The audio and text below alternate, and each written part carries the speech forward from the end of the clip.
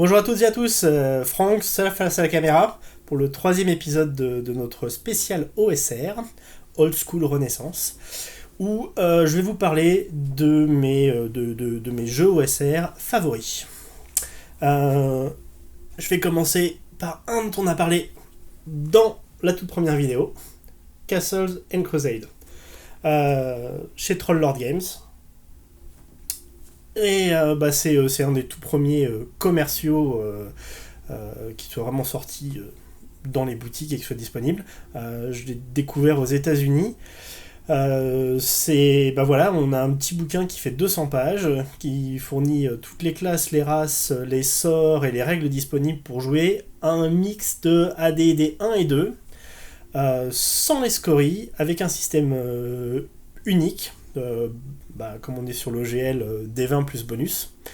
Et c'est la base. Et il est tellement dénominateur commun qu'avec, j'ai fait jouer le début de la campagne Dragonlance qui était sortie pour la première édition d'AD&D, avec juste en support le Dragonlance Adventure et les modules. Et après, j'ai fait une campagne Planescape. Et encore une fois, j'avais boîte Planescape et des modules à côté, et j'ai fait jouer tel quel. Le jeu s'adapte tellement bien. Une fois que vous avez le dé de vie du monstre en face, tout le reste coule tout seul et ça se joue très bien. Petit défaut du jeu, sur les difficultés qui sont pas forcément très très bien gérées. Ça, petite règle maison, vous les ajusterez à la valeur qui vous plaît le plus. Le jeu est toujours disponible, on peut le trouver sur le site de l'éditeur, on peut le trouver sur DriveThruRPG, il y a toujours des campagnes, des scénarios qui sortent. Et moi je le conseille sur le côté, si on veut voir ce que c'était que AD&D, mais sans se prendre trop la tête avec les règles, Castle and Crusade c'est quand même un très bon choix. Deuxième, alors là on va s'éloigner peut-être un tout petit peu de la base. Alors JB avait son Ptolus, moi j'ai mon DCC RPG. DCC ça veut dire Dungeon Crawl classique, c'est écrit sur la couverture. Hop, on le pose là. Dungeon Crawl classique, c'est une ligne de scénario à la base de chez Goodman Games, qui a été édité pour DD 3.5, où justement on est sur l'esprit OSR mais au niveau des aventures et des scénarios, pas forcément au niveau des règles, où Goodman Games propose des donjons,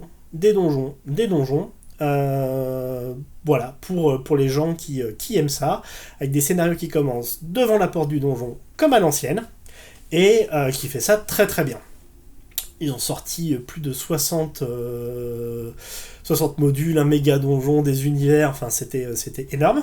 Et quand la 3.5 a commencé s'est arrêté et s'est séparé avec Pathfinder, ils ont commencé à publier des modules pour la 4ème édition, mais ça n'a pas très très bien marché.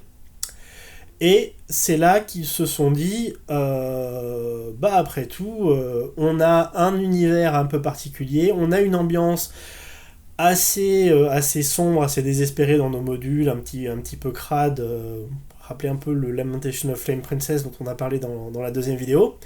Si on faisait un jeu qui colle un peu plus à cette ambiance. Alors plutôt que de faire dans le simpliste, ils ont fait un jeu qui est quand même assez dense et costaud. Mais leur influence, en fait, c'est Gary Gygax, à 100%. Dans AD&D première édition, il y a plusieurs appendices à la fin du bouquin, et il y a la fameuse appendice N, qui indique toutes les références, tout ce qui a inspiré Gygax dans Donjons et Dragons. Et bien sûr, on n'y trouve pas Tolkien, parce qu'il se reconnaît pas du tout dans ce médiéval fantastique, mais par contre du Lovecraft, du Howard, toutes ces choses là, on les retrouve, et si on les retrouve dans son idée à la base, son influence, on les retrouve pas forcément dans son système de jeu et dans ce qui est devenu Donjons et Dragons. Et voilà, Joseph Goodman et son équipe se sont dit, si on faisait un jeu qui soit vraiment Sword and Sorcery, Cthulhuesque, avec des sorciers qui peuvent être maudits quand ils lancent des sorts, on va faire un jeu terrible. Et le jeu est tellement mortel qu'en fait, on ne crée pas un personnage au début, on en crée automatiquement plusieurs. 4 est un nombre raisonnable. 4 personnages de niveau 0.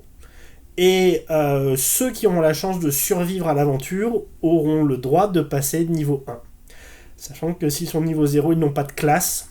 Ce sont des paysans avec une fourche, avec une pelle, avec une poêle voilà, un boulanger avec son rouleau à pâtisserie, qui doivent sauver leur village d'un démon, et ceux qui survivront deviendront des héros.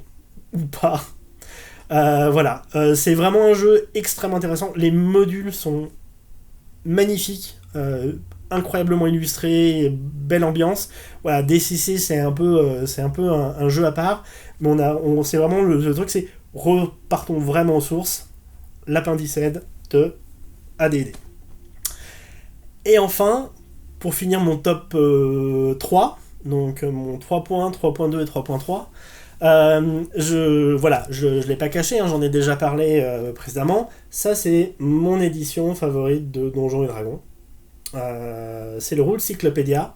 C'est donc basique, expert, compagnon, maître et immortel, en un seul bouquin, toutes les règles, tout intégré, les 36 niveaux, le bestiaire, présentation du monde, des règles pour les compétences, des règles pour les maîtres d'armes, enfin il y a plein de choses. C'est super bien, sauf que voilà, c'est très old school avec chaque partie du jeu qui a sa propre règle, et c'est franchement pas terrible. Et il y a un éditeur qui fait pas mal de choses.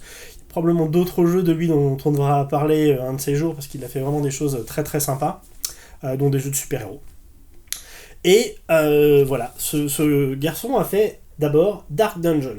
Dark Dungeon, c'est à 95% exactement le même bouquin, sauf qu'il a mis toutes les errata, les corrections, les règles maison les plus courantes. C'est-à-dire comment les gens jouaient vraiment à Basic D&D pour que le jeu soit un peu plus propre et clair. Ça reste comme un jeu avec 20 sous-systèmes différents et tous ces problèmes. Donc, il s'est pas démonté, il a fait Darker Dungeon.